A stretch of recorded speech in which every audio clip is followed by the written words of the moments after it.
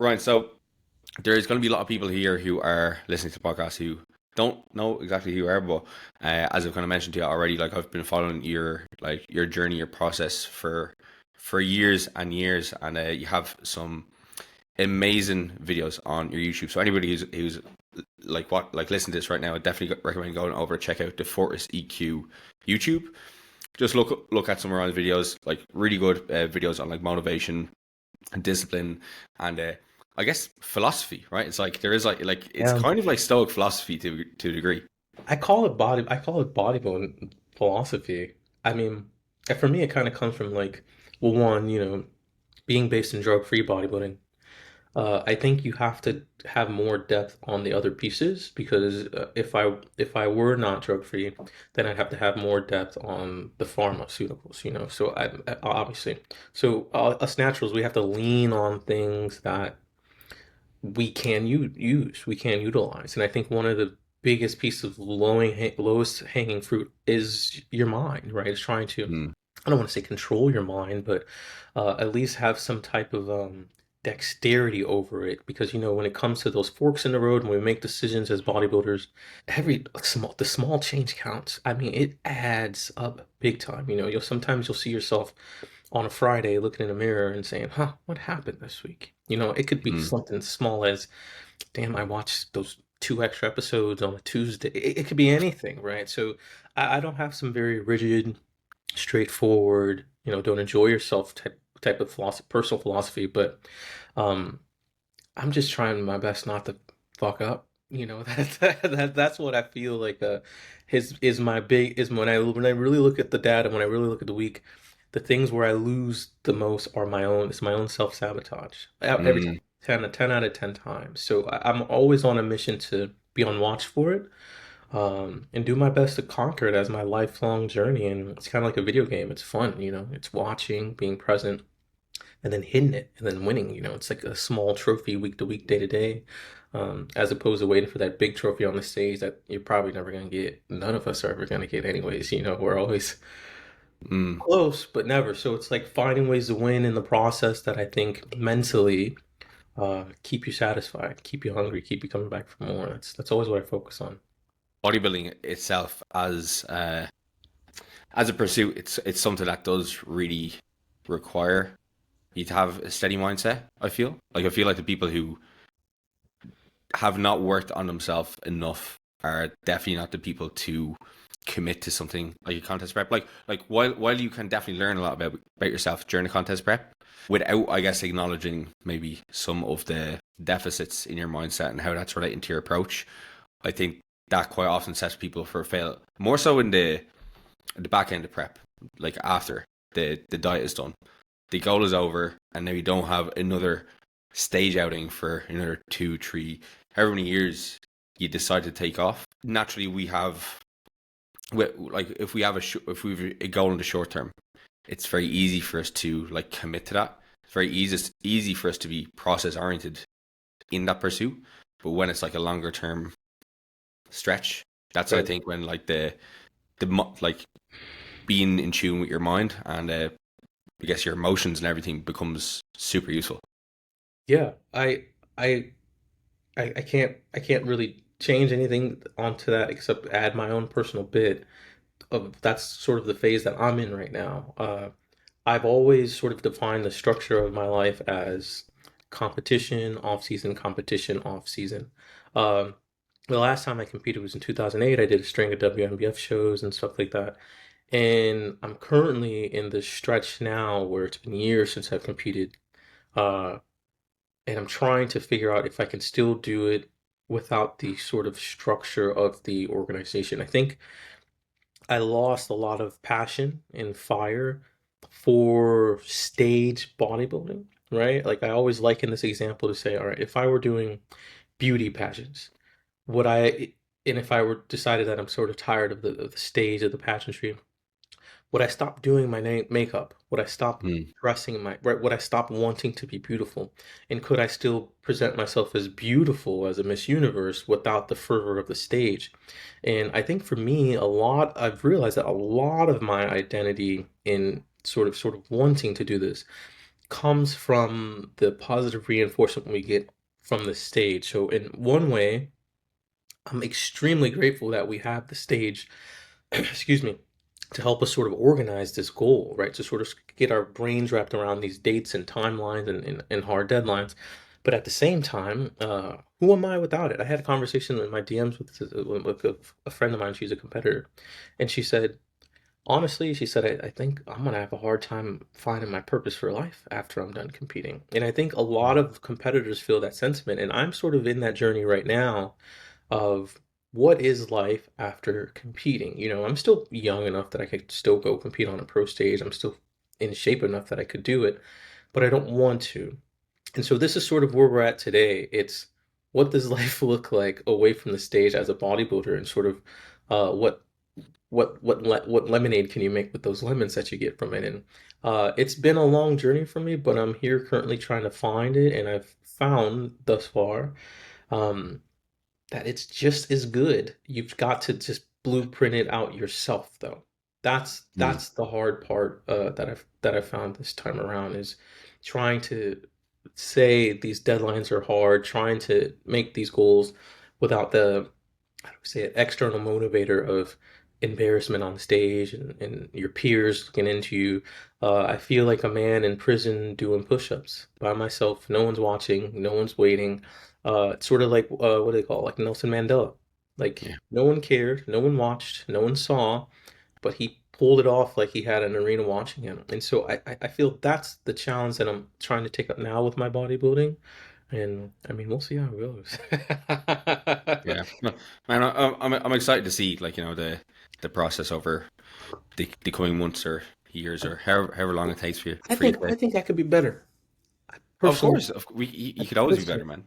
You could always be I better, think I can be better without the stage. I know it sounds crazy, but I think I can do it. man. More years, more experience, more time doing the thing. It's Yep. never going to do any detriment, right? Yep.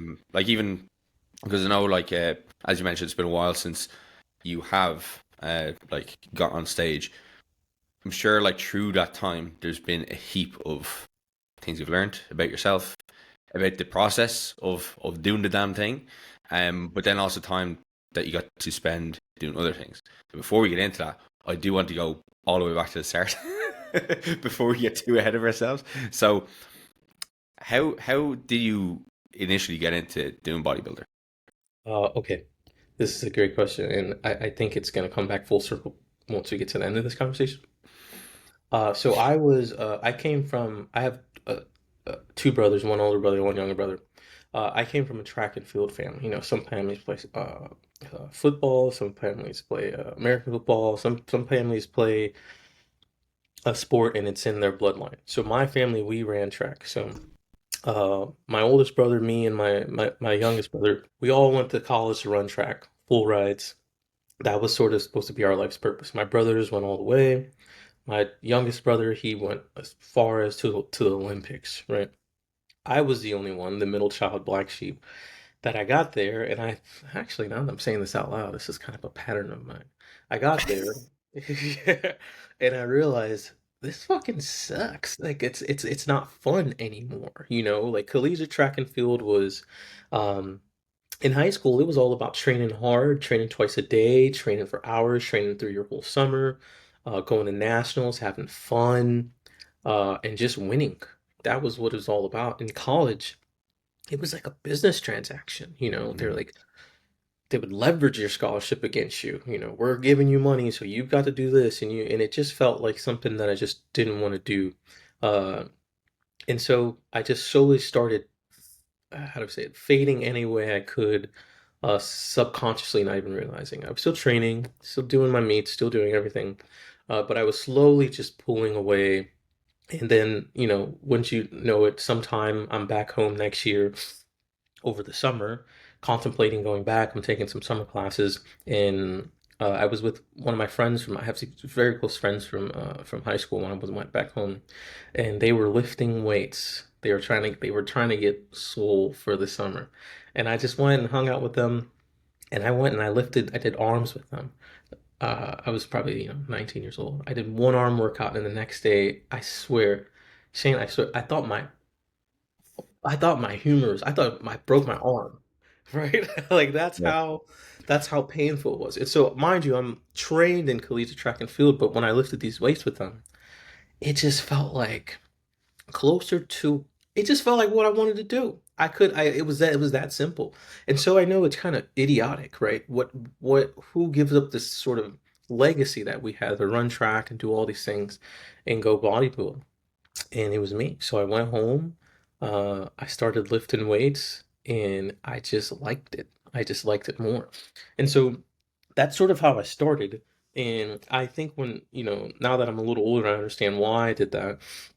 Bodybuilding to me has always been, it's always put a sort of calling on me when I feel most lost in life. Whenever I feel like I'm sort of being pressured by the outside world to do something that I don't want to do or be someone that I don't want to be, I don't know what to do except sort of cocoon and go have this crazy 24 hours a day structure. I feel like whenever I'm lost, whenever I sort of don't know what direction to go or what to do, and I'm not feeling like I'm giving my best efforts as a person, bodybuilding is always there to answer the call because I can, in my sleep, dream about it. I can, when I wake up, have something to do. There's always something to do with bodybuilding. And I think for me, I love to be controlling and obsessive, and instead of Mm. putting this in my personal relationships. And like I was just getting ready this morning, my wife was in the shower and I just was brushing my teeth and I glanced over and I saw her put this bar of soap not where the bar of soap goes. And I almost like, what? I almost like, was it, whoa, whoa. I had to stop myself. And Yeah. so instead of being this controlling maniac in my life, I can just go bodybuild, right? It's always been a great outlet for me to Mm. have control over something, right? And that control sort of brings me peace and I think brings a lot of bodybuilders peace. And to get into competing, I think it calls you to say, hey, how fucking crazy are you, right? To Mm. what degree of control do you think you can have over your brain, your mind, your body, your situation? And I think competing is like the ultimate test to see how well you can do it. It puts a big pressure on you to see how high you can go. And for me, luckily, I was trained to compete at the highest level of track and field, so the competing part for me came pretty natural. So I think for me, bodybuilding was a mix of a personality thing, wanting to control every single aspect of what I do, even in track, right? I ran individual events where I could control it. I didn't have to rely on any team members. And it ended up being sort of a perfect combination. That's why I think bodybuilders they're not like anyone else. They're an archetype. They're not even an athlete. They're a type of person, Mm. right? Who's a bodybuilder. So for me, it fit who I was. It was perfect. And I think it kind of answered the call to structure my life no different than someone who's kind of wandering and joins the military. So that's how I set it off. And that's how I started it, just trying to find my footing in life after I sort of dropped out of college, honestly, really. And the rest is sort of history, but ironically, it's calling me back again to do the same thing right now. Yeah. You Yeah. gotta answer the call though. You got um, to. with with track, I guess something you mentioned there, um, in regards to it feeling like a business transaction, Oh yeah. and would that have anything? Would that have done anything with your kind of love for doing that?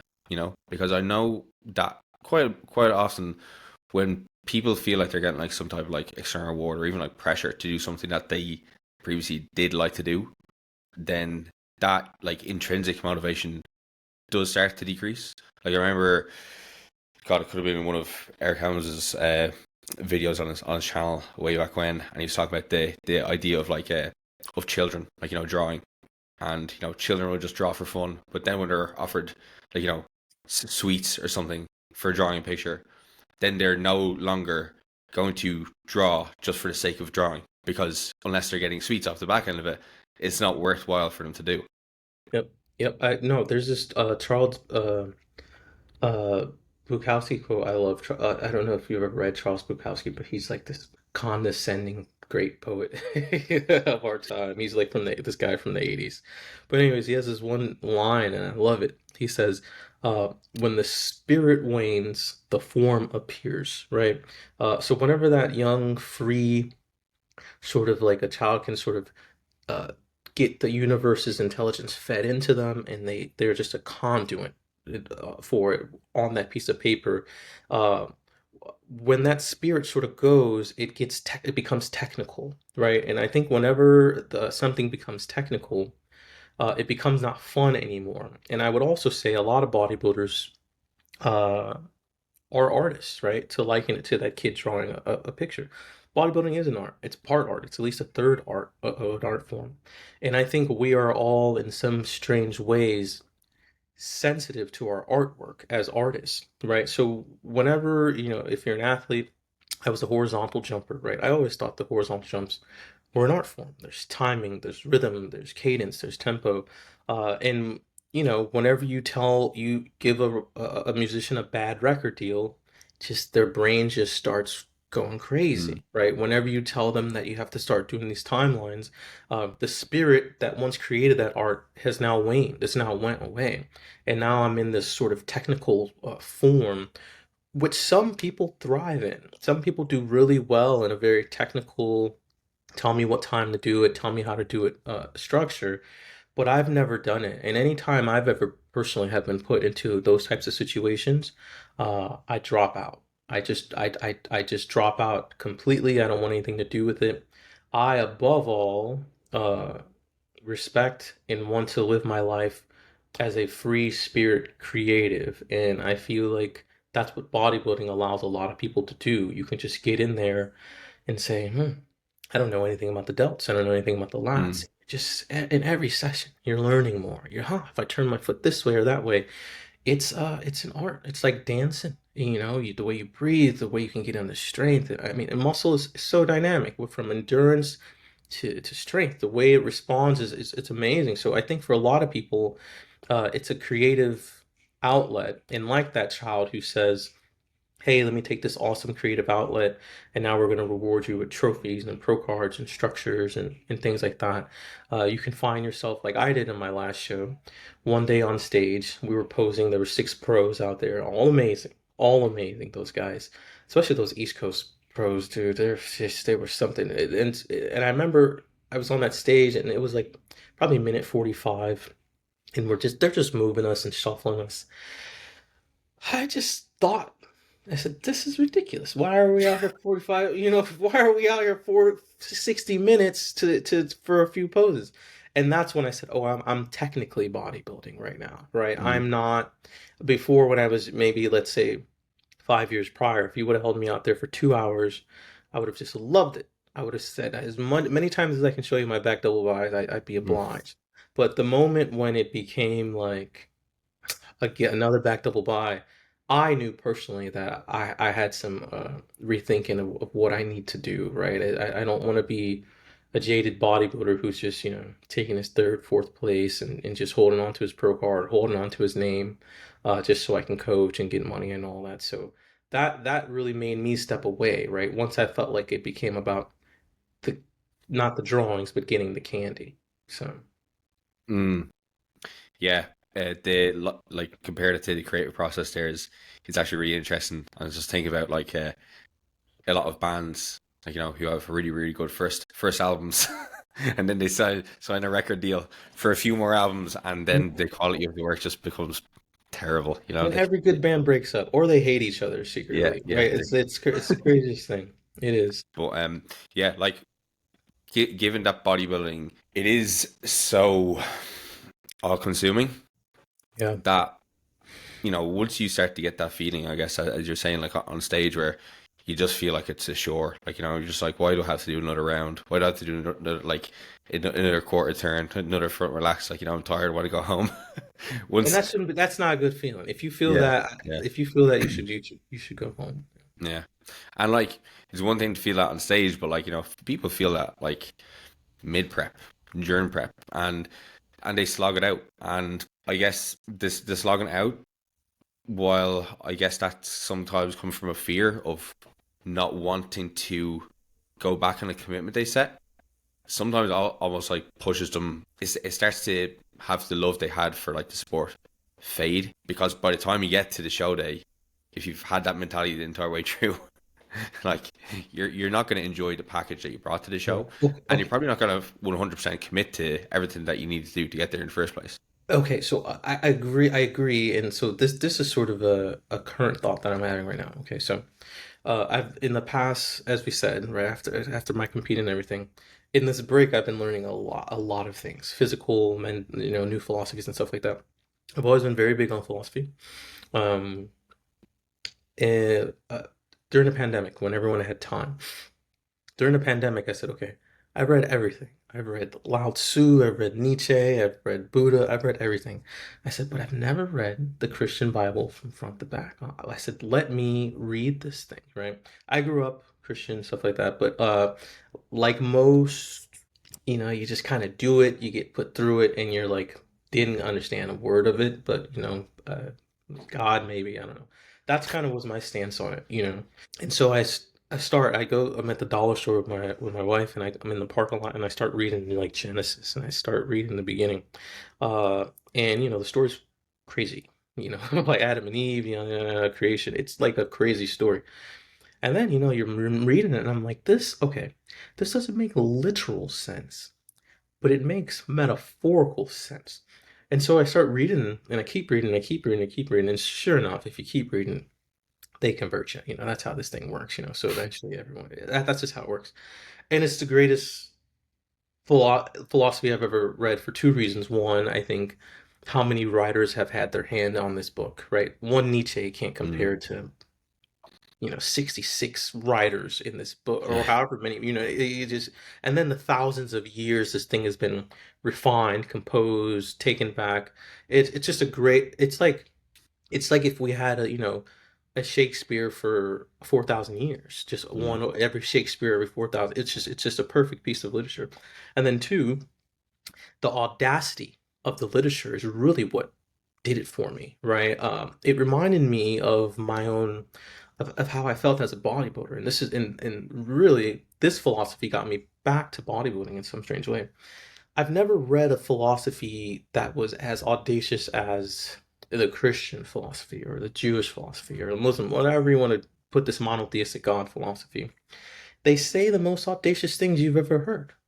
This is it, and this is it, and this is God. I've heard all philosophy say all types of things, but I've never heard someone speak that audaciously. Uh, but it reminded me of bodybuilding because I used to tell people I'm gonna go pro and this is what's gonna happen, and I was like Kanye West. I was like so confident, right? I believed in what I was gonna do.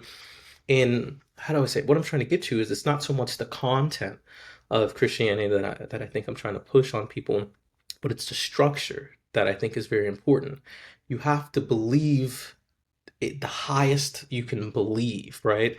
Mm. Because as you get through those preps, at the end of the story, when you're metaphorically carrying your cross, you got your crown of thorns, you're bleeding out, you're suffering up there, you still got to believe in what you started this mission for, right? So the sort of metaphorical story of Christianity, it reminded me of bodybuilding. You're going to hate it by time you complete the mission. I mean, it's going to be regrettable, right? There were times in the story, even when Jesus would beg and he would say, "Please, if you can take this cup from me, just please take it." I don't, you know what I mean? Like, so even the strongest of us, the best from us, right? Jesus would say, each of us should take up our cross. So part of the method, part of the bodybuilding is the suffering portion, right? The transformational portion doesn't come from just the hurdles you can jump or the things you can have control of. Those are the sort of the front end parts of it.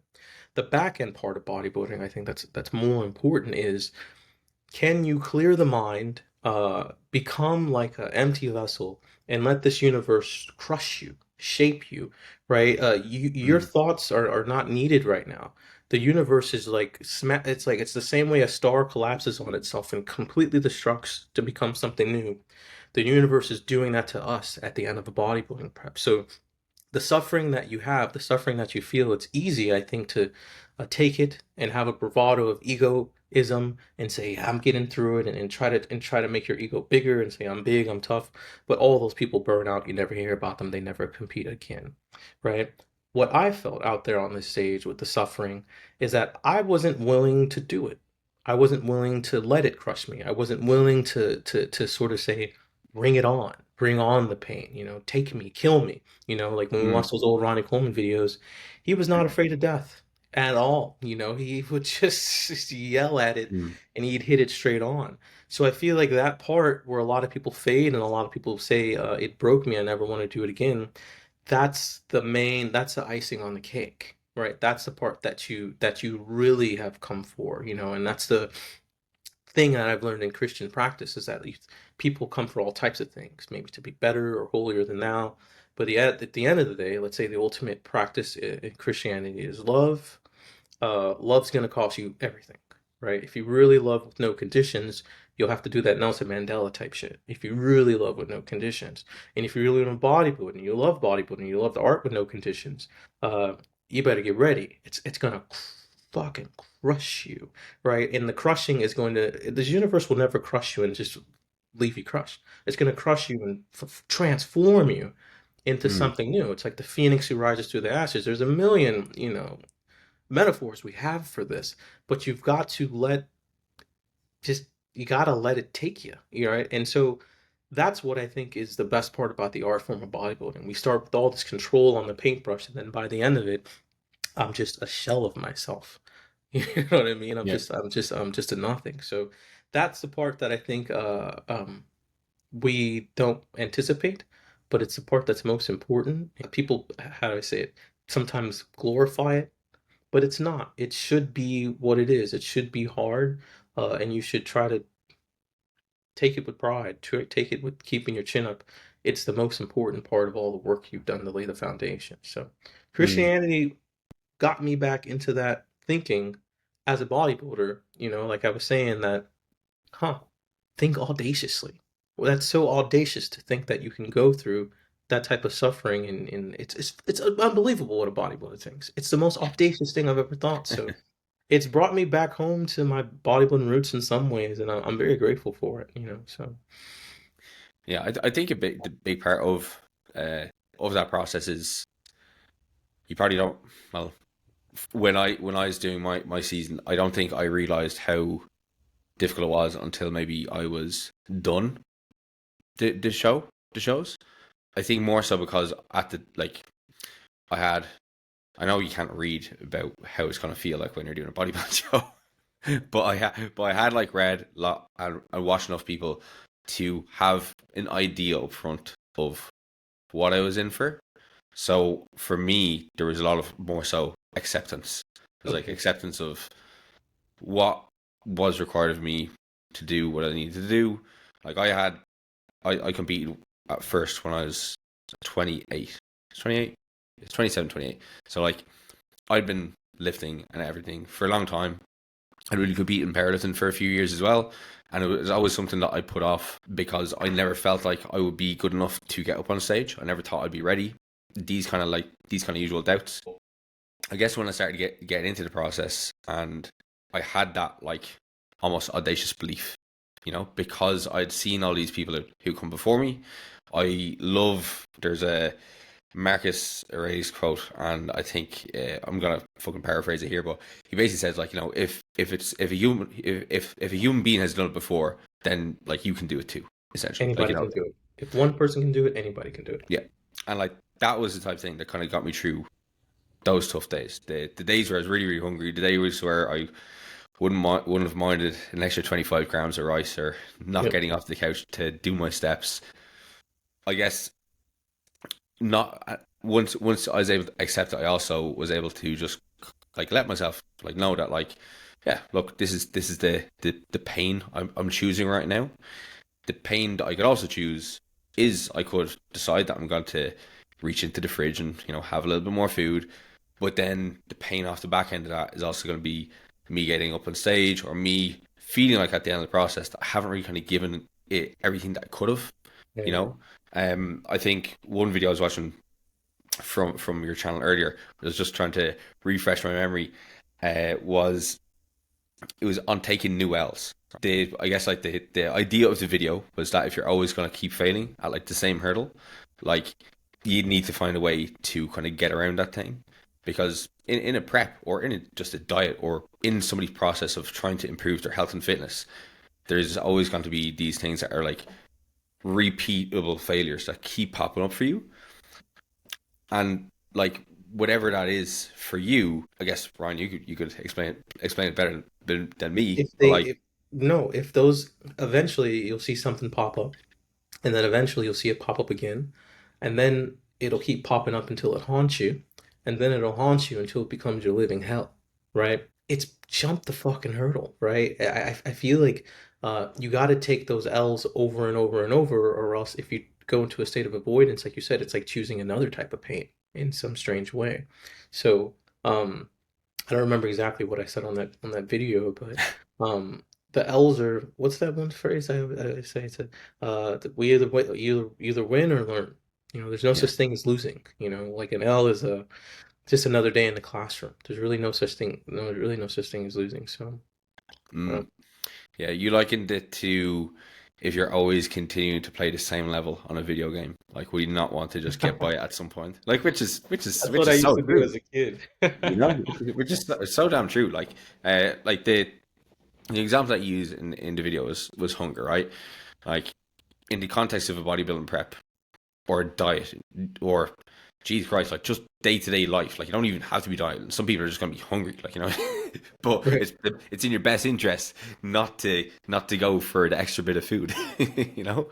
Uh, but if that's always the thing that's like causing you to always fall flat on your face in response to your goal, it like behooves you to find a way to navigate it.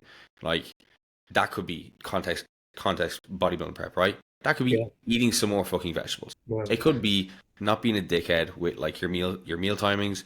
It could be deciding that you're gonna reduce some of the processed stuff in your diet because you just feel that it's just triggering too much food reward. Like there's so many different things that like could be triggering something like hunger Yeah. that you could be doing. That is like the reason that you keep falling flat I on your would. face. Now that I'm a little older and I'm hearing this again, I would go as far as to say that it's your life purpose to figure it out, Yeah, right? In yeah. in kind of a spiritual sense, I realize that whatever you're doing right now is your life's purpose. I think we like to think that we have some life's purpose, ultimate goal down the road, and we just got to do a bunch of shit to get there. But the shit to get there in the present moment, in the now, that it's my life's purpose. Right now, I'm giving all of my life to this conversation. You're giving all your life to this conversation. So it's the same thing with those obstacles, right? You should give it all you have. And how do I say it? To We have an infinite tank of giving it all we have. We don't. It's not like I don't know what people are doing, putting it on reserve and not wanting to use this thing, right? Like they're waiting to give their best shot for what they reserve is worth it, right? You should give your best shot for everything because if you don't, it's like you sort of get that thing you see a lot of people have in contest preps. They're like, well, I get to 10 weeks and I always get to this point in prep and it always gets too hard or I freak out or I do this. And I know it's like the worst influencer advice, but it's like try harder. It's the worst advice you can give, but at the same time, it's true. It's Mm, true. It's like give more, bleed more, die more, give more, sacrifice more. Like eventually the thing's got to give. You're a human being. If a human being can do it, anybody can do it. So, mm. um, Yeah, I guess for some people, it's there can sometimes be with especially with those like those L's, those repeatable L's.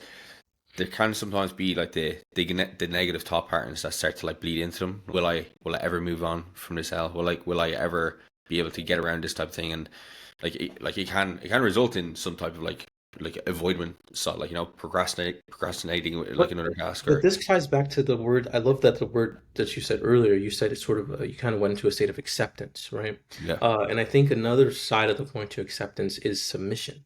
I think I've always said that bodybuilding is a spiritual practice. It's full of the things you see. I mean, it's like how do I say this? I swear I'll tie it back together. There's one whole truth, right? If there's only one truth, there's many ways in. You can look at it in through the sciences, you can look at it in through Buddhism, you can look at it through love, you could look at it through mathematics, right? But we can't see the whole truth in one. We can only sort of chip off pieces of the pie and say biology, right? Our brains can only hold so much of the whole truth at Mm. once, right? We're not capable of knowing the whole truth.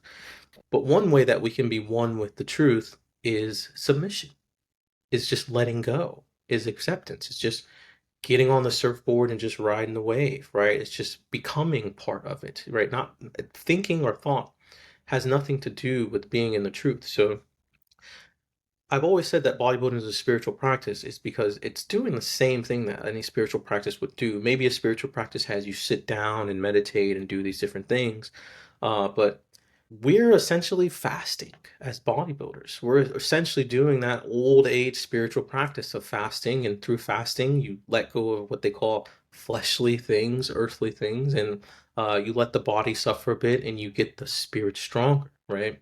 And so to submit to that, to give into that, the universe is all about, it's got an economy, right? If I submit to something and I let go, it's going to give me something back instantaneously, right? And so as soon as you let go, your brain feels like you've lost. You feel like whatever, fuck it. But you don't, you win. But if you don't let go, if you don't sort of have acceptance, you're going to actually lose, right? You're going to actually lose out on the lesson. So either way you flip it, there's loss. Either you accept and submit and you feel like I sort of lost that old identity or I lost that old way. Like one thing Jesus always says that I love is he says, those who lose their life will gain their life. That's sort of what bodybuilding is. By the time you look at your prep from, let's say day one to day 150, you're a completely different person. You have a different Mm. set of friends. You have a different life. You drive differently. You do everything. You wake up different. You're a completely different person. You sort of like a snake. You've shed the old skin.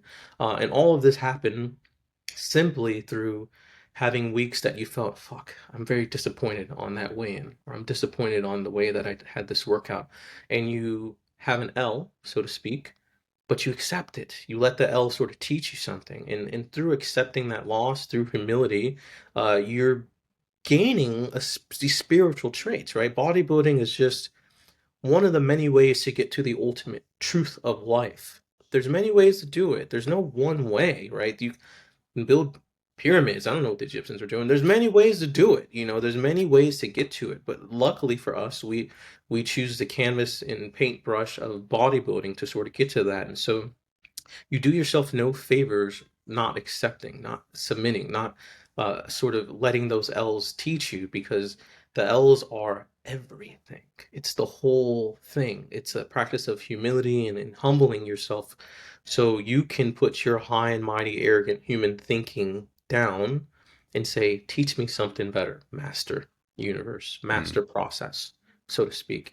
And that's the love of it. And that's what, in my opinion, a champion is. I think that's why people love this current champ, a retired champ, C-Bump so much, because he really exudes that. He exudes that idea of just humility to the process and from what he's been through and everything. I think it's very important to know. So, what's strange is that we all see this and we sort of have a moment of ecstasy of I would love to get that end result, right? I would Mm. love to be um, as nice as that person. I would love to be as good looking as that person. Um, but we don't know the cup that person has drank, to get through that, and we don't know what that person has gone through to get through that. So, to each of us take our own L's, and it'll show us the way, right? The L Mm. that you're on right now is the exact one the universe needs to be showing you right now. The timing is perfect. It's of what the process shows you in bodybuilding. It doesn't skip the line. It doesn't. If you're if you're stuck right now on I have my macros, and then when I'm with my friends, I don't have the courage to say this is what I'm doing, then that's what you're on right now, right? You may not have a problem with the next thing, but once you solve this, the next problem thing or the next L you'll have, it might be, once I can sort of clear this one out the way, now I see that, hey, I'm actually doing a terrible job at my meal timing, and you can move on to the next hurdle. But to accept it is how you get to the next level of that video game, so Mm. to speak. So it's a beautiful thing, man. I'm glad we have it. That's awesome. I I like what you're talking about there at the very end in regards to like the hierarchy of importance. I guess Yeah. it's the hierarchy of needs. Like, like Maslow's hierarchy needs. Like, once you have achieved one goal or have had one need satisfied, like, it's only normal to move on to the next one, or it's always like that's essentially what we're striving to get towards. Once we Yeah. have our basic needs met, we want to get closer and closer to this self actualization. And I guess, if you're listening to this podcast and you're thinking about jumping on the bodybuilding And stage, one you're thing that probably Maslow actually talks about in those hierarchy of needs is he says that each goal has sort of a potency or a prepotency to it. So you may, let's say you're at a baseline goal, right? Of just trying to feel well, right? Just totally at the bottom. You may only feel 60% well, but that's still enough for you to move on to go worry about your friends, right? To mm, move on to the next thing, to move on to love and things like that. So it's the same thing with bodybuilding, right? With this sort of hierarchy of problems or issues that are in your way, but it's personalized, right? It's not highly structural, like Maslow says, for our general human motivations and wants.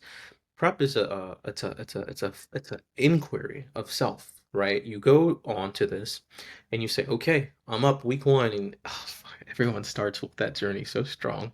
They start, they start that week one so strong. It's like, here I am, here's my picks. And then, 5 weeks in, 6 weeks in, you start hearing the news. They're like, scale's not moving, like blah blah blah blah blah. Some The scale has to move, right? Unless yeah. it has to, right? It has to. But you got to figure out what that thing is. And this is where this is where this sort of the baseline hike starts getting vertical, right? And starts getting snowy and the weather starts to change. And so I think it's really a beautiful thing as long as you know that it's going to feel lonely, simply by the virtue is that it's an intrinsic journey. The L or the issue or the problem is going to be your own problem. It's you, your habits, your traits, what you can't control, versus your own self. And you might find that this problem has been a problem you've had since you've been 4 years old. It may be an old problem that you haven't figured out in a long time. And I don't want to call them demons, but you got to face that thing, whatever that thing is. So yeah, that's really Mm. good. I like that. With the first week of prep, I guess there's probably going to be a lot of people that listen to the podcast as well who can maybe haven't done prep, but they have probably set some New Year's resolutions. And this Absolutely. podcast is going to be coming out like just like 2 weeks time or so. So that's going to be 8 weeks into New Year's resolutions. I know you set one. I got How all of is them. that going? Uh, they're going great, all but one. Uh,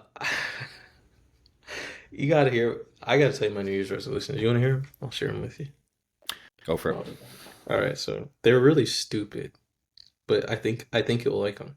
And so when it comes to these resolutions, these are things that uh essentially are not my ultimate goal, but my current hurdles right now. Okay, you got ready for this? Go to bed earlier. That's been wrecking me. That's been destroying me. I mean, I've destroyed weeks because I work late. I mean, Mm. sometimes 5 a.m. I'll work, right? So Oh that's my just god. been. I'm like a midnight check-in type coach, Yeah. right? Like I gotta stop that, right? And so how do I say it? I understand that I would like to get down to 12% body fat and sustain. I get that. But unless you fucking can beat the demon of going to bed, that's too far. The current L that I'm on right now is that I just keep staying up late, right? And Mm. not and for nothing, right? So that's number one. Another thing that I'm getting older, so uh, is more sobriety. So I don't have any issues with drinking or anything like that, but I've just noticed that, every weekend I'm doing something with married couples, and at my age now, I'm 37. Mm. They're just drinking all the time at my age. It's like crazy. Like, I'm not a drinker like that. But I'm like doing the math and I'm just like, so I drink every weekend now? I'm like, okay, no, no, I've got it, you know what I mean? So that's another one. Eat fruits and vegetables every meal. I know that sounds kind of crazy. Play guitar daily. This is the one that I'm not doing because, it's like, get a better wardrobe. Have more fun, feel relaxed, don't procrastinate, and win every day. And so I think when I kind of got back to what I was saying earlier about these L's, is that like these L's are to be transformed into winning. Mm, And I feel like every moment you have a fork in the road. Like today, I was telling you, the other weeks ago, I kind of had some, I don't know, I think I had COVID or something. And then last night, I wasn't feeling great. I was feeling kind of feverish again or something like that. Excuse me. And then last night I was thinking about sending you a message, and I said, don't turn in the loss. Wait until the moment where you have to click start to see if you can win, right? So instead mm, of turning in my loss early and saying, hey, Shane, oh, I just don't feel good, I felt fine. By the time it was time to get this thing rolling, I felt fine. So when I say winning, and I think how you sort of win a bodybuilding contest, is by dribbling the ball and waiting until the very moment that you have to make the call. I think if you turn in that L early and your mind gets thinking, your mind doesn't know anything. My mind could never in a million years with its words tell me at 2 in the morning while I'm sleeping how I'm going to feel tomorrow the next day at 11 a.m. It doesn't mm, know. It cannot know, right? So I've got to sort of just wait. I've got to just win. I've got to wait things out. And if I can get to that moment, and if I can win and still get this piece of killer content done that we're doing today, I won, right? I didn't let my mm, mind beat me. So my goals currently are all small goals. I know that I can bodybuild on. I know that. That's like not a goal of mine. There are other things in the process of bodybuilding that I'd like to do, and I feel that these small goals now, kind of tying everything back to what we've been talking about this non-competitive bodybuilding, has been the centering of this new sort of bodybuilding journey that I've been on. I would like to bodybuild all the same that I've always had and find a new competition. And the new competition for me has been the small goal. You know, it's mm, like a be humble enough to take going to bed early as like your pro card. You know, take that with as much exhilaration mm, as you would take the big day. I feel like you get this sort of lack of gratitude where nothing's good enough, and the only thing that's good enough is that if I take top three, and I won't be happy or I won't smile until this thing happens. And it's just a miserable way to live life when you could be winning all the time. You could be winning all, I mean, bedtimes, fruits and vegetables. You could be winning. You could say, yes, I did. You know, there's so yeah, many, yeah. the process is laid out with so many wins for you if you're willing to take those L's that you currently have and turn them into wins. Um, it's just a more joyous life as opposed to saying 6 months on the calendar, I'm not going to crack a smile until I win the competition. And that's how I used to do it. I would not be satisfied with anything until I won. Uh, but it just it's not a life I enjoyed, though it worked. You know, Mm. it's like the evil guy who's rich. It's like who cares? You know, it's like sure you're rich, but no one likes you. You know, so that's the transformation I'm on now, and it's completely again inward. It's completely Mm. inward. So Setting the small daily goals, so it's like as you said, like they're things that are achievable for you, but they're still hurdles for you, right? But as you said, you can win every day, and I like getting like my clients to kind of set some kind of goals like these, like just they're very much just process oriented, right? yep, It's your days your days are your life, like they are a complete representation of how your life is and how your life can turn out across like the next couple of years, right? So the process of your future being better is part like it starts today. you know, it's those kind of small actions, and I'd be saying I don't really have I haven't like set any New Year's resolutions really this year myself. I don't know why I didn't. I think do you ever get the feeling that like the week before New Year's and you haven't set some like concrete goals, and then it's like the week after New Year's and you haven't set some concrete goals, and you're like it's a little bit too late now, isn't it? But for me, yeah, like my kind of my goals across like January and through this year are essentially to organize and plan my life better. So, just something simple that I fell out of practice with for ages was using a diary, having a short gratitude list on it. yep, Could be one to three things planning out my day, like, all my commitments, the most important tasks I need to get done. Also, kind of give myself space around that day for just like, buffer times, right? Right. Not overcommitting to doing too much, because I've definitely found in the past when I was using like Google Calendar or something like that, you see the complete blank week and you're like, okay, I need to fill up every gap here. It can't be like no gaps. I have to have like everything scheduled to like the half hour. But I just fell out of planning and organizing a lot towards the end of last year. And it also coincided with me feeling like not as good about myself, not Right. feeling like I was really kind of living up to my fullest potential. Not really Hmm. kind of, and that doesn't mean that I was like living my. It doesn't mean that I wasn't living my up to my fullest potential on any given day, but because I didn't have an opportunity to like reflect on a day Right. prior on the things that maybe I succeeded that I want to succeed on, it kind of led to a little bit of feelings of discontent.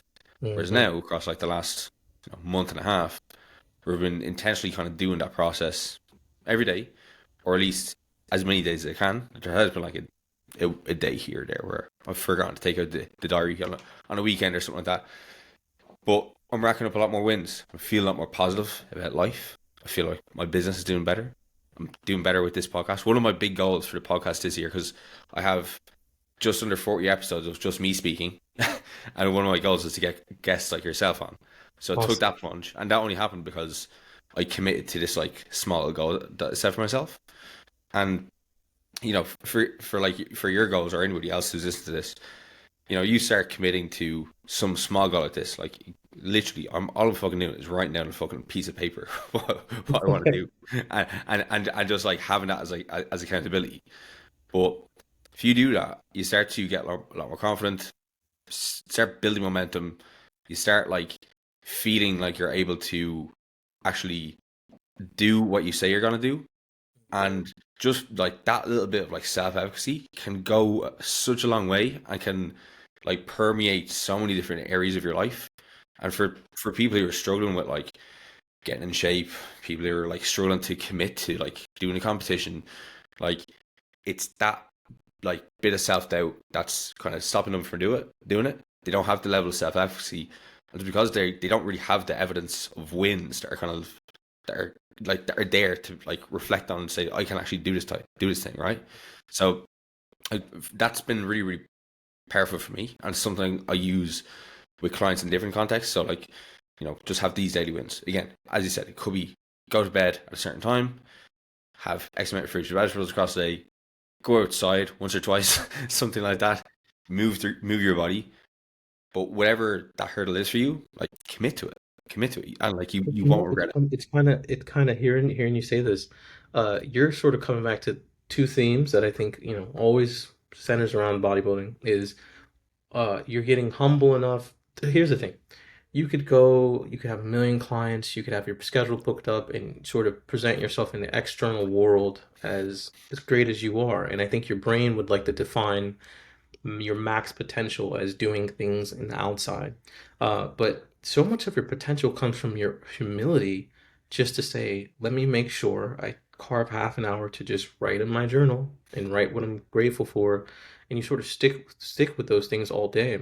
I think it's very tempting to say, journaling's just it's not sexy enough, it's not big enough, it's not flashy enough. Yeah. And I mean, I hear you, and I hope people heard that because that's it. I wish there was more I can add on to that, but it is that humble, it is that simple, it is that small. We start humble, we start good, we start small, and then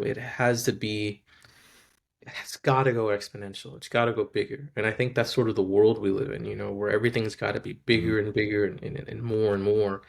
Where it's actually, I feel like it's less and less. And when you go more humble, it's like Bruce Lee. You start to work smarter, right? You're with less strikes, you can win the match, right? Every strike you do is more efficient when you have that self-awareness that you have from just doing those small practices of humility.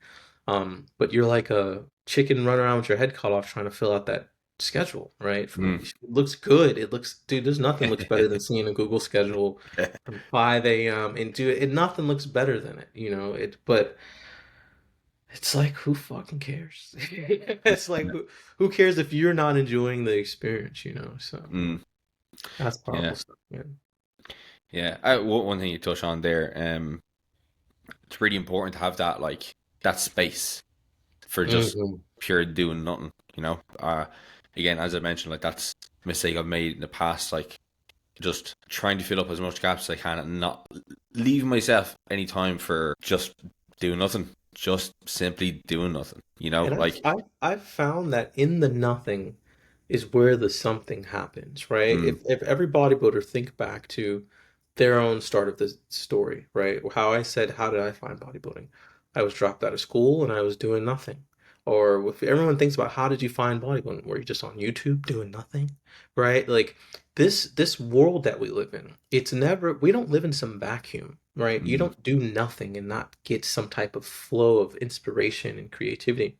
So I feel like having those spaces where we might by words call them nothing, are the spaces where you get inspired, are the spaces where you inspire yourself, or where you get some creativity. Napoleon Hill's book, Think and Grow Rich, he uses this term that I love.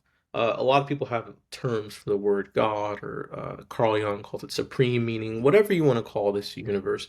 He calls it the infinite intelligence. And I just love that word, right? It's like the same way that spontaneously people started building pyramids, you know, some 4 to 10,000 years ago without communication. It just seems like this universe has a flow of intelligence if you just do nothing, and it'll sort of teach you. In that time and carving that time, I feel like it's essential almost, right? It's nice to think that I'm busy and I'm doing it all, but the external world, the external accomplishment of filling that schedule, it all ends in burnout if you don't have some revenue. And that revenue mm, comes from the Buddhists have been saying this, Hindus have meditation, right? It's some type of meditation, self meditation. It doesn't have to be sitting there with your eyes closed. It could be self reflection on a journal. It could be one of my favorite parts about bodybuilding is looking at my progress pics. It's going through my data, going through my weight.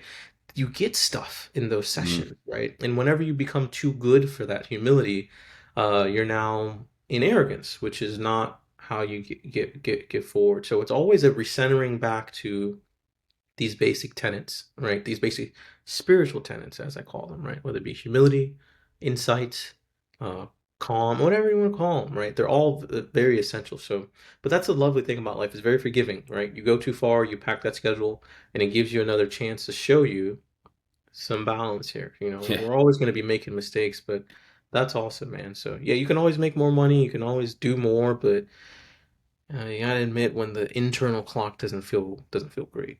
You know what I mean? mm.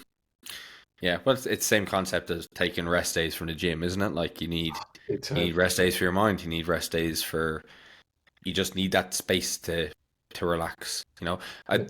one book I was actually reading last month. Have you ever heard of Oliver Berkman? Now, there's a book called he has two books. One is called 4,000 Weeks, and the other one is called Meditation for Mortals. But essentially, the concept of the book is trying to get people to embrace their limitations and the finitude of life, because so many like self-help books or self-improvement books, they're all about how, and like productivity books, they're all about how can you maximize your time and be more efficient with everything that you can do.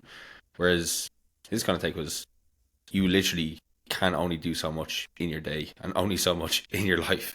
So all the things that you stress out about not being able to do and trying to find all these different productivity hacks for, and essentially kind of procrastinating on kind of doing some of the things that you should be doing in that time by trying to solve like figure out like the secret 5 step strategy for planning my day, or executing this task.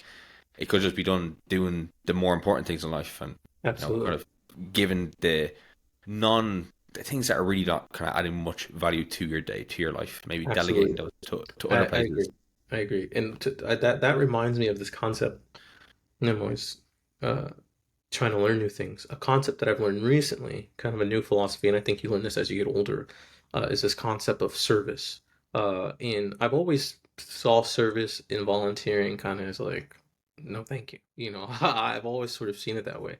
I've always said I'm going to do what I want to do. So, to sort of live a life of service is like any great leader. You know, Abraham Lincoln, and any great leader. They've served greatly.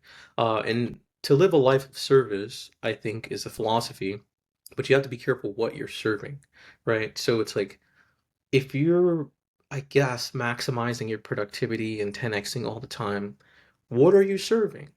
Is it truly your potential? Is it greed? Or what exact in the name of what it does your service come to? And I think this is the great centering thing about bodybuilding. We serve the process, right? And we're always trying to get back to being a servant of the process. So you accept, you submit, and you always come back centered to these things. And I think that's one thing that I've learned from sort of theology that's really helped me. It's always question when you're doing what energy are you serving, right? In Christianity, they call it God, devil, let's say. But in bodybuilding, we can call it process, or just are you just trying to win? Um, and in work productivity, I've had years where the thing that I've served is a uh, revenue income number, right? And I've done it, but boy, I've come out of those in some of the worst shape physically of my life. It's like because I wasn't serving my posture at the computer. I Mm, wasn't serving those things. So I think that's a big concept kind of that you're touching on right there. It's huge. It's like when you do set out, when you do this goal, an easy way for you to sort of go the wrong way or walk down a road that says do not enter is when you're serving the wrong thing. And that's been a huge mistake I've made in my life. But that's part of it. You got to learn, and life's very forgiving and you get back on track and you go back to serving the right things. And sometimes that internal feeling of, I feel like I'm doing too much. I'd like to get more efficient. I can't. I'm only one person, like mm. even if you're the CEO of a company of 10,000 people, you can only do so much, even if all you do is delegate. But you got so many hours in a day. You can only try to make the right decisions, and you can get better at those decisions from learning from your mistakes and yada yada yada. So it all ties together. It's like one big conglomerate of truth. It's the craziest thing to me ever. So Mm. Yeah, I guess the kind of idea of it, it does remind me of another one of your videos from years ago, which is a overcommitment is undercommitment, and oh yeah, that's a you good know, I think about that in the context of some of my goals. So naturally, I came up in the era where, like, just the likes of yourself and 3DMJ and Lane Nortonys were all doing bodybuilding and powerlifting. So, so that's the route I've been taking, and it's really in the last like 2 years as I guess I've gotten to like a level of advancement where I kind of need to pick one route or the next one, and I feel like because I'm kind of just trying to commit to both of them, I haven't been given either one of them as much as I can. So like there in last August, I did tone down a lot of my bodybuilding work, and I had like my best competition I've ever had in December. Like I won best overall lifter at a competition, which has never happened before, and hit some kind of big milestones on my lifts, and that kind of like signaled to me, like just in the context of me doing lifting, just lifting, like yeah, if I want to be the best I can be as a powerlifter or bodybuilder, it's up to me now to just kind of to pick that route, that's you know specificity for you. Yeah. yeah.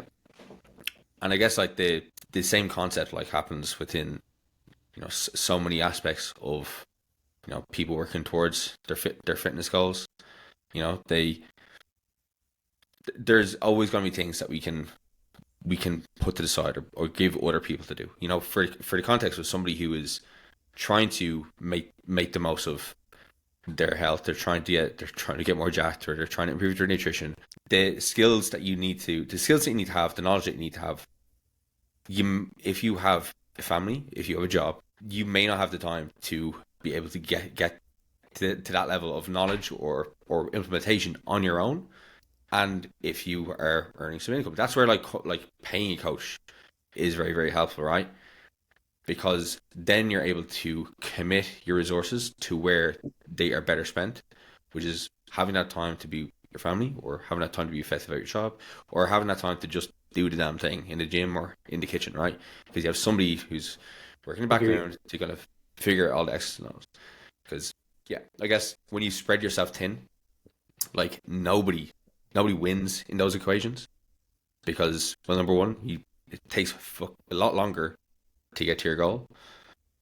But like if you ever get there, but then off the back end of that, you could be taking away some of that time, which could be spent in other areas of life that will kind of give you a little bit more, not fulfillment, but I guess you could say fulfillment. You know, people Right. spend more time with family, people spend more time with friends, that they are not like spending kind of working out all the X and O's for their fitness journey would definitely be a net benefit for them probably in the long term.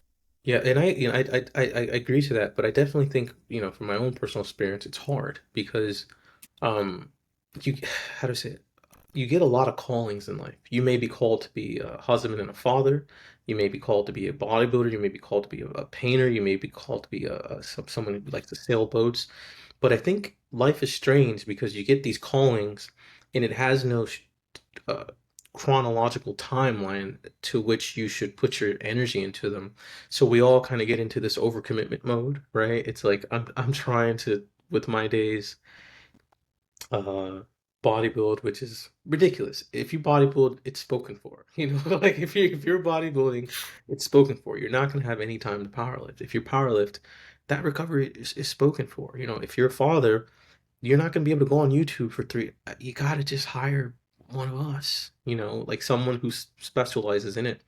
Um, and I think that or I don't think there's anything wrong with making an overcommitment, but I think sometimes we have to say, okay, well, let me just make these commitments for this set of months Mm, in these years, and then maybe this set of month in this years. And I feel like we live in a generation where, um, we don't work at the factory for 30 years anymore. We're multi-talented. We have side hustles. We're a big generation of multitaskers, and we do a lot of things. But biology is biology. Bodybuilding or powerlifting will still need its huge chunk of time. So maybe there are some things we can do that in multitask, but there are still some old age things that you can't multitask with. If you want to be a good father, it's gonna be tough, right? It's yeah. gonna it's gonna be tough to try to balance that and take top 10 at nationals and get on the podium this year and have a full-time job and play your piano practice on the way. I mean, so it's almost like we have to pick and choose, I think sometimes the calling that has the most potency for you at the time. And so it's kind of how I was saying right now, I'm putting a lot of commitment into bodybuilding. I need it, right? So I think sometimes it's up to, to avoid this overcommitment. Know that you're multi-talented. Know that you have a lot of things that you want to do, but organize them to which you need them most in your life right now. There were times in Mm, my life where I didn't need bodybuilding as much, but I kept lifting, I kept bodybuilding. Right now, I feel like I need it more than anything in my life. It's come back. So things are on the back burner for to make space for it. And life is long. If you get a long life, I believe you'll be able to do it all. I think you can do it all. And maybe, sure, maybe you won't be able to do one thing. Like I said, I'm trying to play guitar daily. Sure, maybe I won't be able to really play it until I'm in my 60s. But that's fine. But mm, I got a bodybuild right now. I got a coach yeah. right now. There's things I got to do. So I think it's being okay with knowing you have these callings, and sometimes I'll have to wait 15 years. It's like those old entrepreneurs we used to hear about back in the day. They'd be at a company 20 years before they went off and started their own Google or something like that. So yeah, it is tough, especially in this generation where you see so many talented people and you're like, I want to do it all. And then you can, but something's always going to be sacrificed, and I think that's Mm, yeah. I think definitely as you get older and like you just have like more responsibilities as you know you as just get goes slower the goes with older you age, right? Like get. if you're listening to this podcast and you're in your early 20s, you don't have a kid, you're like still in college, I'll like go for it. oh, like it is, you have the world at your feet. Like now's the time to just be fucking soaking it all in and just like doing like everything you can because like up until I left college and then started to like work for myself as a personal trainer, like I still like my parents are very very nice to me. Like they continued to support me and everything like that, and I was very fortunate for that. But once I started working for myself, it was into a big bad world. Like this is your responsibility now. Like it's up to you to put the bread on your table as well as everything else. And then you kind of realize all the different parts of being a business owner, like especially like being a coach in like today's day and age. When you're competing on Instagram with fucking like having to have like essentially a content business on the side of it. then everything else that runs in the background, like there's so many different things that like I have to essentially kind of outsource on a Right. week to week basis for the business to run calmly and for me to be a sane person and still have time to do other things, right? So when you are like in your kind of your younger years, it's just like don't take those times for granted because once they're gone, they They're are gone. they are gone. And You know? I want to say this. I'm not so I'm 37 now. I feel just as good as I felt in my 20s, except sometimes my car doesn't start. That'd be the best. That'd be the best analogy that I have for it, right? It's not that I'm not good. It's not that I'm not as sharp or strong. I'm just as good. But every now and then, it's like, oh, I got a flat tire today. What's that about, right? It's just the machine just it's feeling the effects of gravity, and it Yeah. never gets better the older we get. It just gets slower and slower. So in exchange for youth, we have wisdom. But when you have that youth and your engine's like 100% running, and if your body's not failing you, kids, run that thing, run it down, dude. Run it, Mm, run as hard as you can run and get as much physical experiences as you can get, because it does slow down. And you hear every generation say this, but it's true, so it's worth repeating, I think as well too. So. yeah.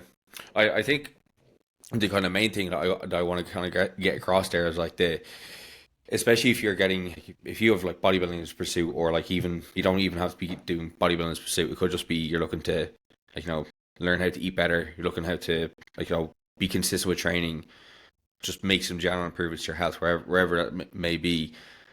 Like doing it early on when you have less responsibilities is a lot easier because naturally you have so much space to fuck up, fail, learn, and you just have more time ultimately to do it, and you just have less stresses overall.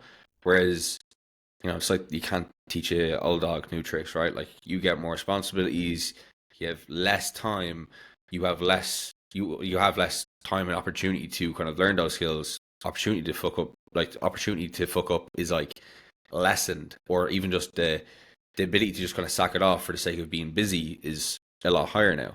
So like, but ultimately, like if you haven't had that time, if you didn't make that commitment early on, you can still make the change. It's just a case of at that time acknowledging, okay, I don't have the time, the skills. Now this is where I need to kind of delegate these kind of aspects to. Yeah. I think that's probably the most important part. Yeah, and then that's a thing, right? There's always a way, right? There's always a way. So it seems like you have the most brute like capabilities as in your youth, but as you get older, like you're saying now, you get a bit overwhelmed, and it's part of it. But I think that's the new challenge, right? I think every adult should go to this. There's nothing worse than an adult who's at full strength and is not at full capacity of trying to learn. So, uh, I'm trying to keep it fun, man. I know it's challenging, and sometimes you got to do things like you just run away to Spain or run away to Miami right now. Like sometimes you just gotta get in the right place at the right time in the right environment to handle the pressure, I think, as well too, which is a big thing that I'm learning. And another thing that I've learned too as I've gotten older is to invest in myself. One big thing that and you said you're outsourcing people, that I did, I tried to do everything on my own, right? Everything. And it's impossible, dude. No man alone is an island. It is just I mean, it is just impossible. It is just impossible. So I hear you. I hear you loud and clear, man. So yeah, we're us old guys are moving, and we're figuring it out soon. So Yeah, well, you may actually be older than me in age, but you look younger than me. well, you know what? Can I tell you what Gonna have to this? get some, gonna have to get some of those secrets for you. Can I honestly? You want to know? And this is what I tell everyone. Okay, dude, I sleep 9, 10 hours. Nice. Yeah. So how do I say it? There's a lot I can't do in a day because of how much I sleep. I'm well aware of that. But I figure, and this is just my logic, that over a lifetime, my days will be more quality. I just noticed everything's better when I get rest. Oh Like, yeah, for sure. my skin feels better. I mean, it is the recovery, So, excuse me. Yeah, I'm. Sleep is it. Sleep is my big one, dude.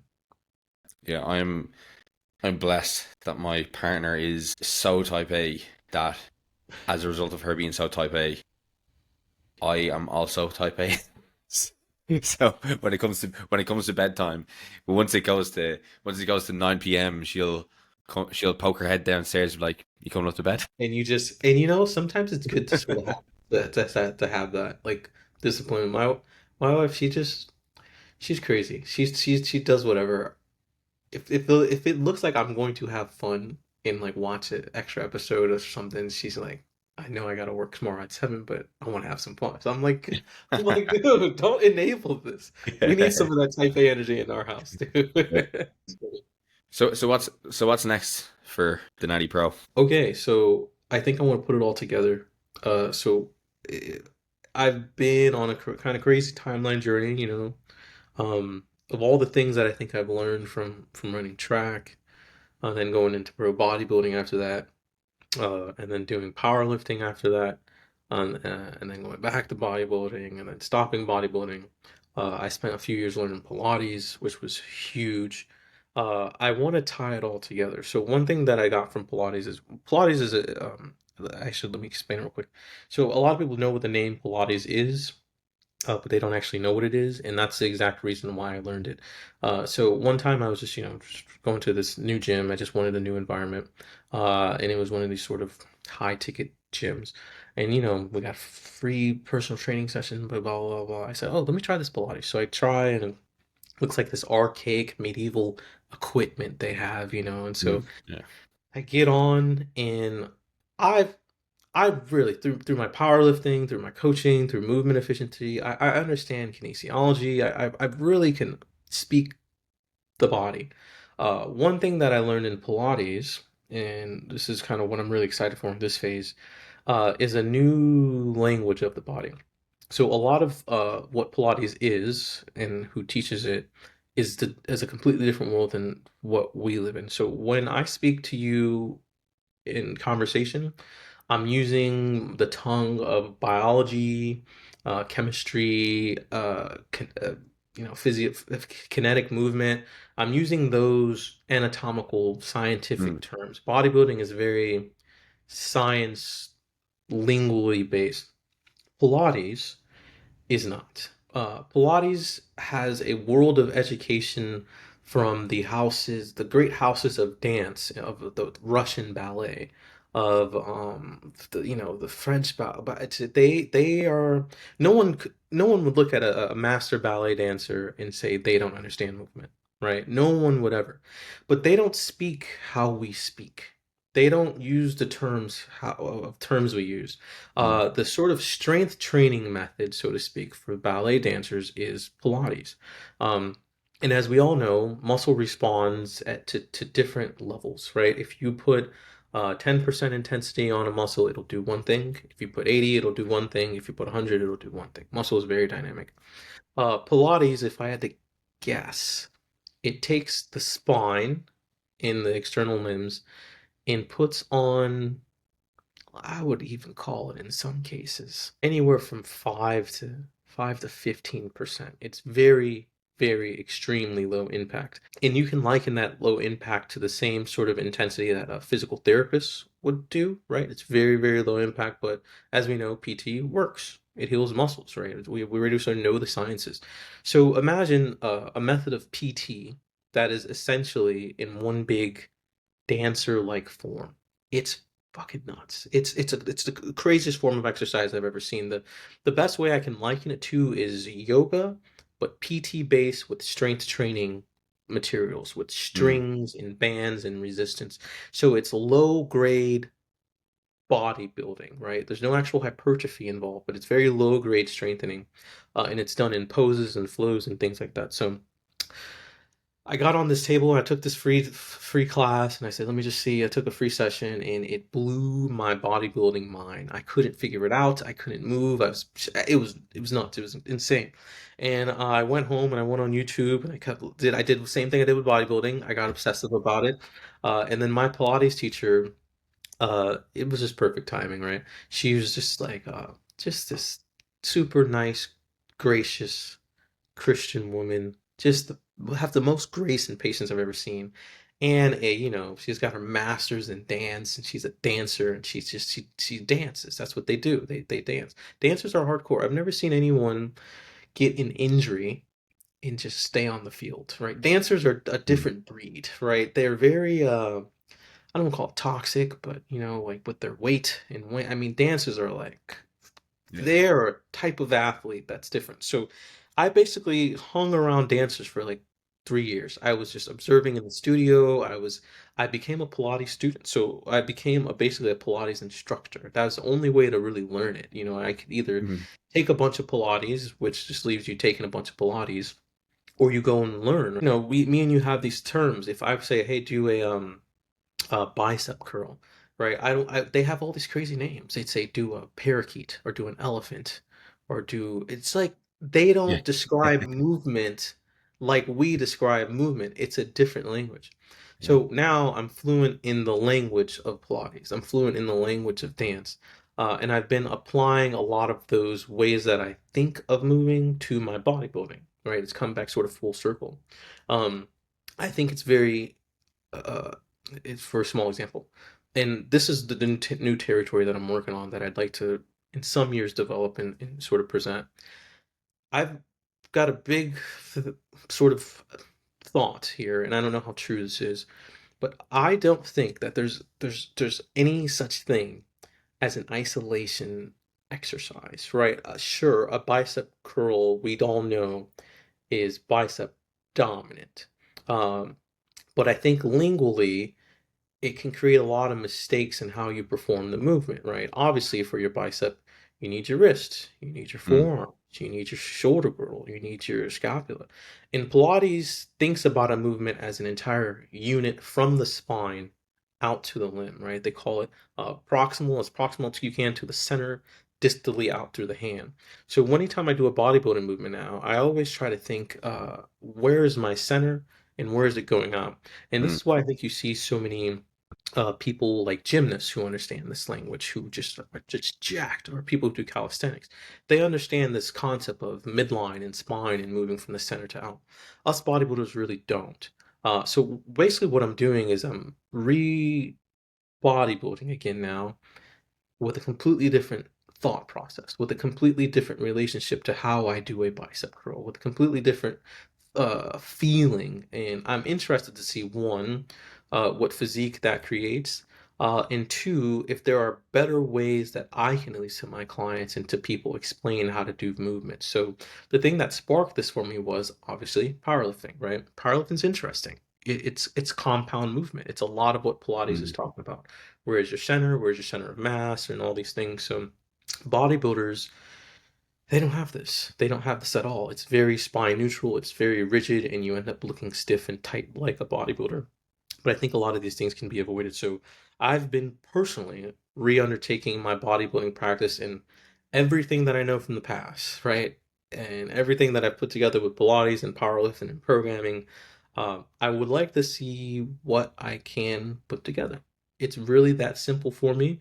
And if the project goes well, then as always, I'll share what I found with the world, or I'll try to explain it in the best way that I can explain it. So I would really like to create a bridge of um, the great halls of knowledge that we have in bodybuilding. I've been in the lab with Dr. Mike Zordos, and I've seen just some of the best stuff that we have on our side of the world of strength and bodybuilding. But there's another. I think we would all be amazed to find out how much knowledge there is in the dance world on muscle. It's unbelievable. It's like I found uh it's like an Indiana Jones when they would find some artifact in you know what I mean? It's like I can't believe you people know this stuff and we don't know it, right? I mean, some of the first stuff that I read on scapular positions, right? Like we know that, when doing pull downs, your scapula has to be in there. It's very technical. But the way they'll explain it in the world of dance or Pilates, it's very visual. Instead of Mm. trying to use terms that are complicated to a lot of people, right? And say, do this, and put this, shoulder blade technically here. They'll tell you how to move your scapula in a flow where it just clicks, right? They use visual. They use a different way of explaining of how to move the muscle that I think activates a mind-muscle connection that is superior, which is why the control and precision I think of a dancer is so great. And this is not new, right? We've seen Mm. Arnold and Franco and Pump and Iron doing their posing routine, they're doing their ballet lessons, getting their precision on in their posing. So, if anything, I think this is sort of a lost art that I'm not the first person to discover. I discovered it backdoor through the world of Pilates, and I kind of got into the world of dance. So, I have to do it first. I have a hunch. I'm not a scientist, and my hunch is that I can have some of the best looking physiques, muscular development and balance like they did in the golden age because they understood these things. They thought about it differently. I feel like we're very technical and scientific heavy now, which is important. Mm. But there's an art to it, to the bodybuilding, in sort of trying to get that language back is in that idea back of how to actually perform an isolation movement with truly all the muscles in that movement and work them all evenly and develop them uniformly is what I've been into now. So I've been working on that for the past year and a half. So obviously, as a natural, it's gonna take me a while to, you know what I mean, to put Yeah. anything together on it. So that's currently where I'm at now. I'm currently re-bodybuilding again, with everything that I've learned, and I'm gonna give it a go Mm. with all that I know. So it might be nothing.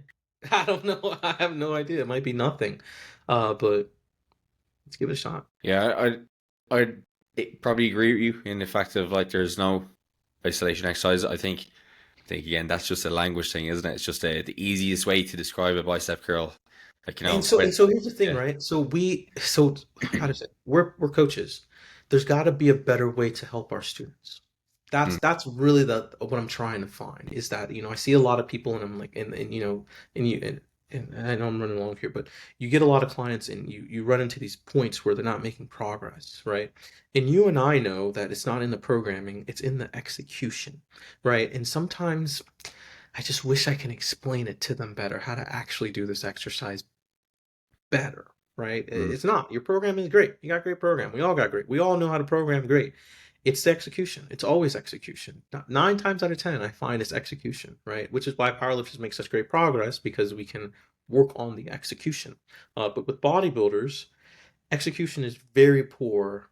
And as a coach, as a teacher, it frustrates me that I can't find better ways to explain these movements and make these movements better. Berto touches on this a lot of times, right? I Mm. remember when I was first trying to learn how to do a back double flying and my glute squeeze, Berto told me, imagine if you're in prison and somebody's behind you trying to get up in that thing, and instantly you go like this, Yeah, right? yeah, yeah, Very visual, very descriptive. Instead of saying tuck the glute or that, leave all that out. yeah. Students, right? Just the same way we would teach a kid the ABCs in a form of song, right? So I'm trying to get back to some of these rudimentary, basic ways to teach that are more effective than what I've been teaching now. So I would like to, in my next phase, really develop a great set of strength athletes and bodybuilders, and just being more of an effective coach, right? So people know these things, they know process. Execution of movement is a big thing that I'm trying to learn within myself first, right? And then teach out in my practice. So. A course that I did last year, um, from a group called Integra Education. They're like the UK hub of resistance training specialists. I don't know if you heard of them. Yeah. I'd look into them. So resistance training specialist. It's run by Tom Purvis. He has trained the likes of like Ben Pekulski and everything. And Joe Bennett. He'd be like Joe Bennett would be a disciple of Tom. Okay, so not to go too. When I lived in Tampa for a few years, and when MI40 was MI40, when Cassim worked Mm.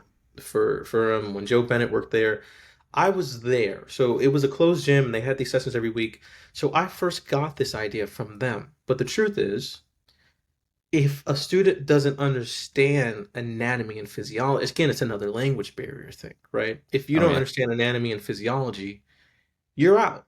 I mean, I understand the way they're describing it, but the terms that we're using, they can be dumbed down, I think, a little more. And this Oh is for what sure. I've seen masters do in ballet to get children to do. I mean, Mm, it's how to say, I guess what I'm touching on is it's a communication thing, right? mm, It's like and it's the same thing with Christianity, right? It's like you go to learn this thing, and it's like I don't understand a word you're saying, dude. You're speaking in holy tongues, you know. I don't understand this language.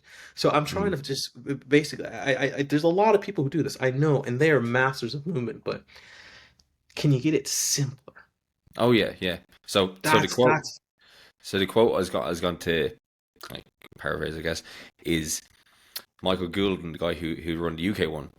He had a really good line that you always say in every lecture. And it was think science, speak client, because love that. you need to be able to communicate with people at their level. Like Absolutely. you're talking about like position of your scapula there, right? If you say to any person, like if you like went to 10 people on the street and said, could you protract your scapula right now? They'd be like, what? You know? But if you said, if you said, without moving your hips or without sitting forward, reach forward. As soon as you reach forward, you protract your scapula. You know how to reach forward. Like most people would understand that. So like that's just like a simple thing you could use there. Like, and that can go with so many different movements. You know, if you tell somebody, when you're doing bicep curl, like just, just contract your bicep. They might not be able to understand that, but if you give them a reference point of bring your fist to your shoulder, that's my Right. fist, my shoulder. So it's trying to like, again. I think that's a massive part, an overlooked part of coaching.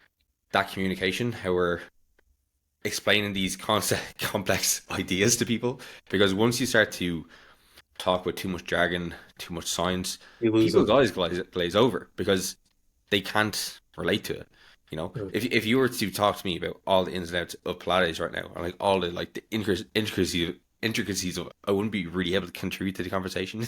I wouldn't be able to kind of give you any my own insights at all. And that's the exact same when you're talking to a client. So I think, but I do think that's something that's gained with experience as you coach more and more people.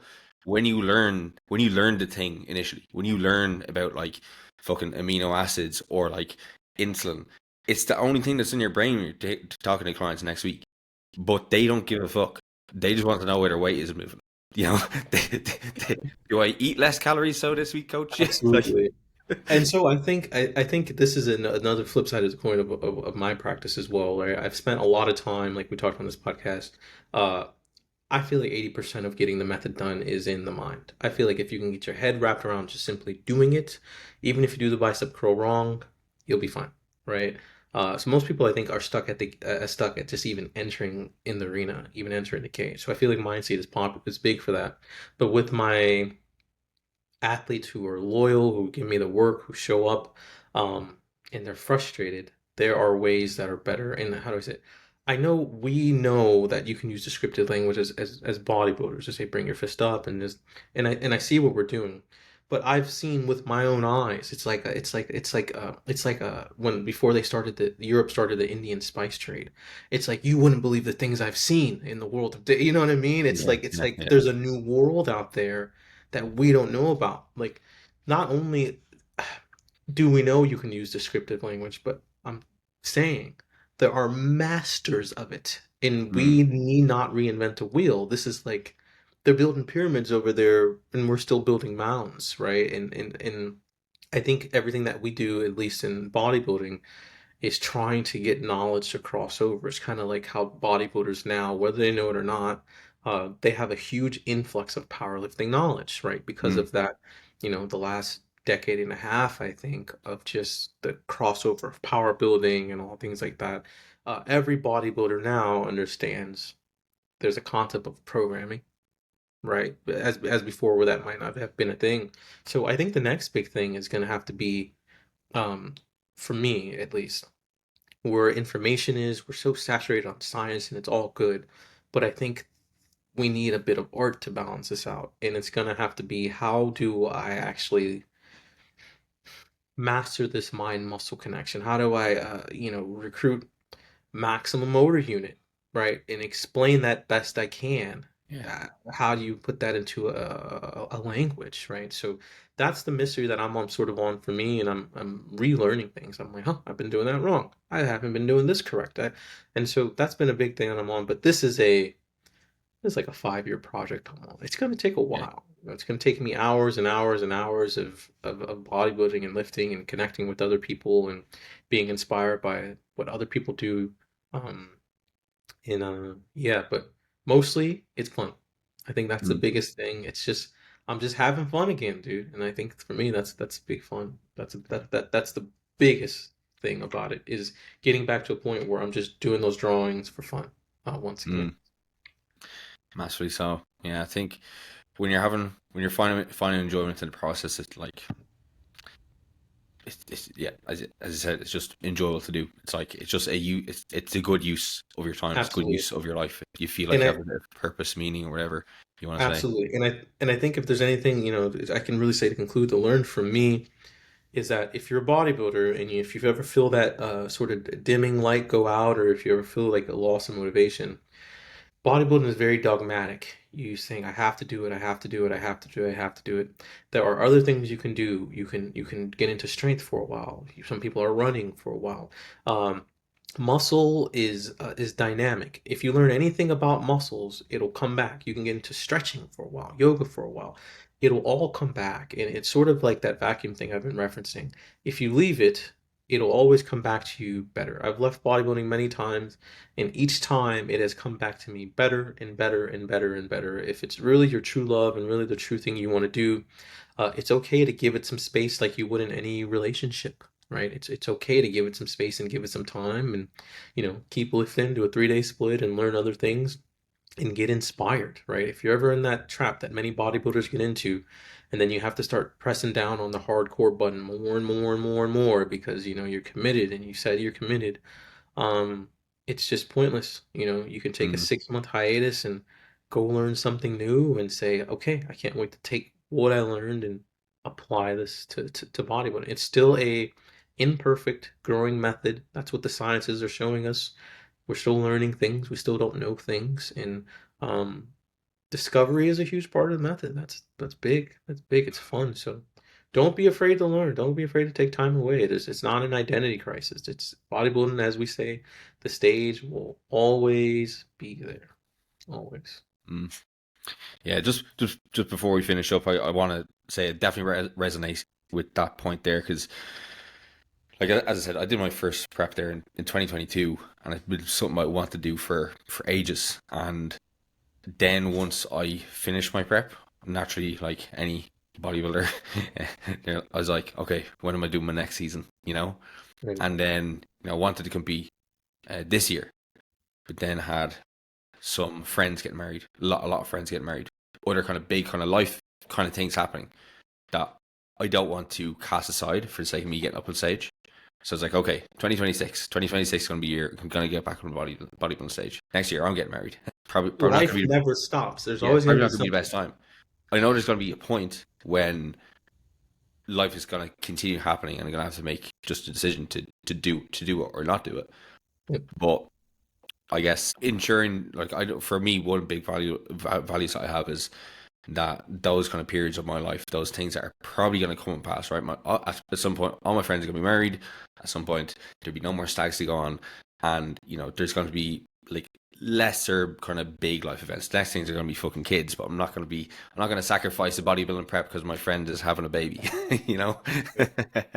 But this say like as you said, right? Like you've had breaks between shows that have been pretty long, but it hasn't taken away from you the fact that you still perceive it like you still see yourself as a bodybuilder, you know. Absolutely. And for me, it was like, well, if I'm taking that long between shows, like, can I really call myself a bodybuilder? Like, but I still do everything a bodybuilder does. I still, for the most part, do everything except get shredded and get up on stage, Absolutely. with tongue and tan. I still do.